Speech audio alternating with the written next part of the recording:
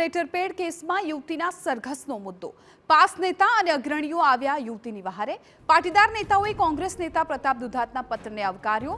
તમામ હોદ્દા બાજુમાં મૂકી સમાજ માટે સામે આવવું જોઈએ. દીકરી સાથે આ પ્રકારનું વર્તન અયોગ્ય તેવું પાટીદાર નેતાનું કહેવું છે. દીકરીએ લેટરપેડ લખ્યું તે તેના કામનો એક ભાગ. પોલીસ સ્ટેશનમાં પગથિયા ન ચડ્યા તેનું સરઘસ કાઢ્યું. દીકરીને સાક્ષી તરીકે લઈ શકાય હોત.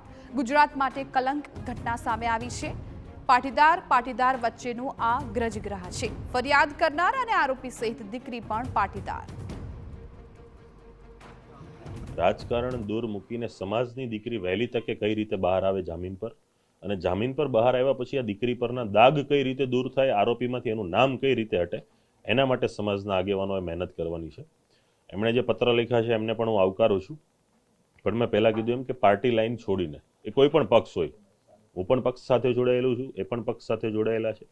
આમાં જે ઘટનાઓ ઘટી છે એ પણ ભારતીય જનતા પાર્ટી સાથે જોડાયેલી. પક્ષને સાઈડમાં છોડી દીકરીને ન્યાય અપાવવા માટેની આ લડાઈ છે કે દીકરી કોઈ પણ ભોગે તત્કાલ ધોરણે જેલમાંથી બહાર આવે.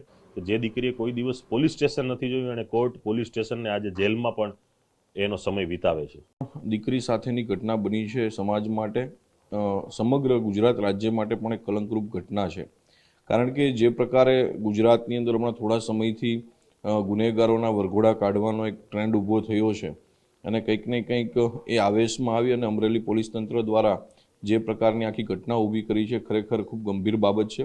કારણ કે કોઈ સામાન્ય ગુનાની અંદર બાબતની અંદર કે ખોટી રીતના છોકરી ફસાઈ જાય છે અને દીકરીનું જાહેરામ સરઘસ કાઢવામાં આવે છે અને એનું અપમાન કરવામાં આવે છે, ખરેખર ગુજરાત રાજ્ય માટે કલંકની વાત છે.